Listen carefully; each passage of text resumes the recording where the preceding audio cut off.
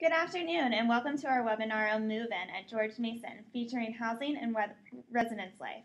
My name is Rebecca Currahan and I am the Graduate Assistant for Family Programs and Services here at Mason. Our webinar today is part of our monthly series of webinars which takes place in the fall and spring semesters. Our webinar series is designed to highlight topics and resources that we feel are important to our Mason families. A full listing of the webinar topics for the fall can be found on the website masonfamily.gmu.edu.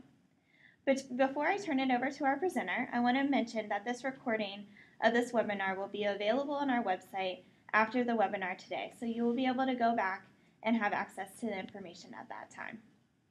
During our webinar today, we invite you to use the chat feature on the bottom left-hand side of the screen if you have questions. We have an additional representative here from Housing and Residence Life who will be able to respond to your questions throughout the webinar. We will also open it up for questions at the end of the presentation. With that, I will turn it over to our presenter, Tracy Cunningham, who is the Associate Director within Housing and Residence Life here at Mason. Hello, as she said, my name is Tracy Cunningham, and I'm from Housing and Residence Life. I'm one of the associate directors there, and I'll be talking today about move-in. So first off, a little bit about what our webinar is going to be about today. We're going to do an overview of what to expect from move-in, what you should bring, what you should not bring, what to expect on that actual move-in day, a little bit about the logistics of moving in, and then what happens after move-in day. And it's uploading something. So first for the move-in basics. For freshmen, our move-in happens on Thursday, August 22nd. Move-in times are available online by logging into the housing website. Your student can log in and see, based on their building, what time their move-in is. Move-in instructions are also available online for each specific building and neighborhood on campus. A tip is if you arrived during your specific move-in time, it will ensure a little bit more of a success and ease in your move-in transition. What to bring to campus?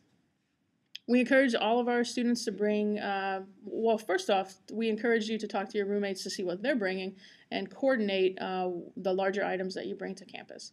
But desk, lamp, TV, computer, laptop, bedding, micro fridge, and also if you want to decorate your room, some blue tape to hang posters and photos, etc.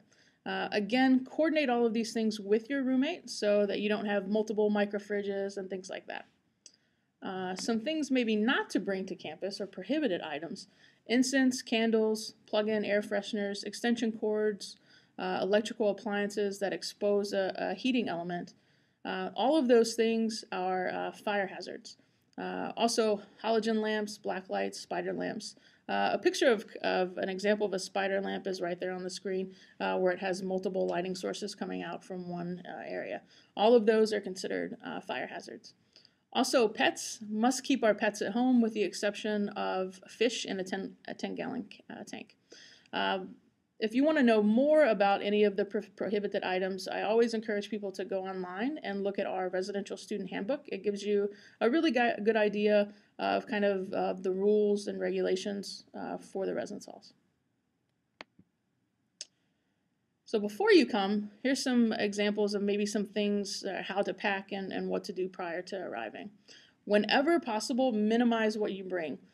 We know that there is a specific amount of room in a room, so we want to make sure that you bring your essentials. If you live close, you can always return home and bring more stuff later. Remove packing materials at home, boxes and things like that. That'll help with your move-in. Another tip is use clothing, bedding, towels, etc. to wrap fragile items. That way it won't get broken in the move. Another tip is do not bring trash bags, especially dark trash bags, because they can be mistaken for trash. And I know it sounds weird, but in the past we have had a student that has left a trash bag outside of their room and it had their belongings in it, and our staff thought it was trash, so they took it away. Also, label everything with your name, building, and room number. This will help when the volunteers are unloading your car to know what room it goes to. It also helps that if there are by chance any lost items, which we rarely have lost items, that it knows where to go after we find it. Move-in day. Again, move-in information is available on our website. It has information on where your move-in time is, what your move-in time is, where your entrance location is into the university, how the traffic patterns will get you from off-campus moving onto campus and to your unloading area. It'll tell arrival times, check-in locations, all of those things. So again, go onto your our housing website, and there's lots of links that will get you into that information. Students have specifically been assigned a time to move in. So we do this by floors. That way we minimize traffic throughout the day. So specific buildings and specific floors have move-in times. They're typically an hour long. So this helps reduce the traffic each hour and how many students we're serving during those hours. Again, just please note, arriving during your move-in time will help the ease of the traffic. So if you can't arrive during your move-in time, we encourage you to arrive after that time. You can always arrive after your move-in time, but not before. And if you have questions about your move-in day or your move-in time, feel free to email housing@gmu.edu with those questions. We want to make sure that each neighborhood, we will give a little bit of a description of how each specific neighborhood will get into campus. Make sure you follow the directions for your building on the move-in map. I know that a lot of people have GPS that will tell you different ways to enter campus, but please make sure that you pay attention to what specific directions are for your move-in map. The reason we do that is we try to minimize the traffic of how we have traffic coming into our campus to go to our different neighborhoods. So make sure you enter campus at your correct entrance. Follow the traffic pattern to your unloading area as discussed in your move-in plan.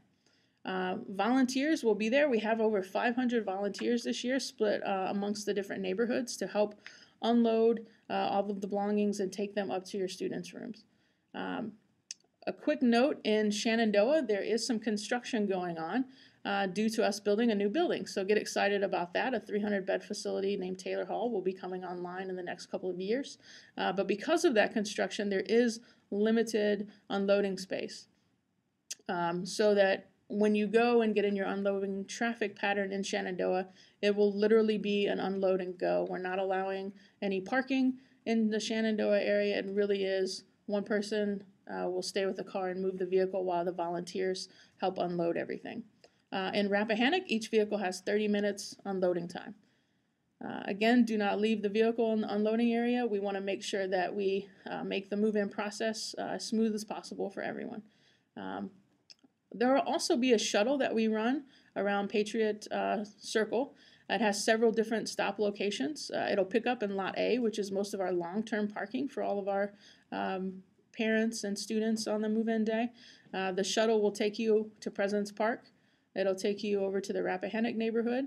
It'll also have a couple of other spots along the way. But we do have a shuttle to help ease the traffic flow once you've parked in long-term parking. So first up, we'll do specifically the Shenandoah neighborhood and the move-in plan for President's Park. We recommend that you approach from the south or east of campus due to the construction. You'll enter on Braddock Road, and then you'll turn on to Roanoke River Lane. At Roanoke, before you actually pass the Patriot Center, you'll turn left onto what's called Poe River Lane. At Poe River, you'll actually receive a couple of pieces of information that will help in the unloading traffic. We'll then have you go on to Nottoway and turn into Lot C. Lot C is where your student will check in. They'll get their keys and other information. So the check-in location is in parking lot C. After Lot C, so after your student is checked in, we'll then send you into the unloading traffic pattern, which goes onto Patriot Circle and then turns onto York River Road. We do have kind of a holding area in one of our parking lots in case it gets a little bit too busy on the interior of Park, which is where we do our unloading. With that, I would expect that there would be some traffic delays. So just to prepare people, it could be waiting 15 minutes, it could be waiting 45 minutes or longer for that traffic, because we do have limited space in the interior of park to do the unloading. But as I said, we have lots of volunteers that are going to help all of our students move in once they get into that unloading traffic. So there's a little bit more information about the first year student move-in in Shenandoah. It goes over a lot of the things that I just said. And just a reminder that volunteers will be there to help unload. So we're asking that one person with the family stays with the students' belongings when they're unloaded, and the other person move the car into the exiting traffic. So again, we're not allowing anyone to park in the interior of President's Park. It's all unloading traffic. Next is the first year student move-in for the Rappahannock neighborhood. This includes buildings like Eastern Shore, the Commons, Commonwealth, Dominion, Piedmont. So those residence halls will be the ones we're primarily talking about today. They will enter campus on entrance 1, which is Route 123, Ox Road, Chainbridge Road, and University Drive. They'll follow University Drive on around into the Rappahannock parking deck, where they will enter and receive an unloading pass. They will then be directed to a parking spot for them to begin unloading. Again, we'll have volunteers that will come up to the car and help unload the car and take them down to their specific room. The student will exit the car and actually go down to Piedmont Hall, which is where all of the check-in location will be. So the student will go down to Piedmont to get access on their card or to receive keys. And then once a student has been unloaded, then we ask that they move the car either to the 2 upper floors of the Rappahannock deck or to exit the deck and go and park in Lot A. Lot A, for the most part, is where all of our families will go and park after the move-in. Where should my family stay? So if a family member is wanting to stay overnight or wanting to stay before move-in, we know that the Mason Inn, I believe, is full, so we have listed a couple of additional options for families if they're interested in staying overnight. After move-in, we actually have a lot of different activities that go on. It's a part of our preamble, which is an introduction of all of our first-year students to the university. So from 4:30 to 7:30, there'll be a dinner at Southside. At 7 o'clock, there will be a president's reception and kind of a family send-off at the Mason Inn. And at 7:30 to 9 o'clock, our residential students will have their first floor meetings on their floors with their resident advisors. And then we have lots of late-night programming that happen after that. After the floor meetings, there's a hypnotist, magician, and then there's a late-night movie.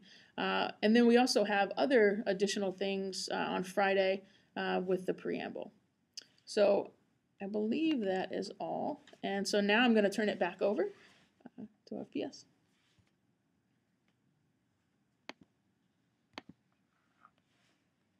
Thanks to Tracy for providing us with the great information. For those of you who joined us midway through the webinar, my name is Rebecca Currahan, and I am the Graduate Assistant for Family Programs and Services here at Mason. Just a reminder that our next webinar will be October 3rd from noon to 1 p.m. Eastern Time, and University Career Services will be speaking on how to help your student prepare for the career fair. Be sure to mark your calendars and tune in September. We will remain available here if there are any last-minute questions before we close out the webinar.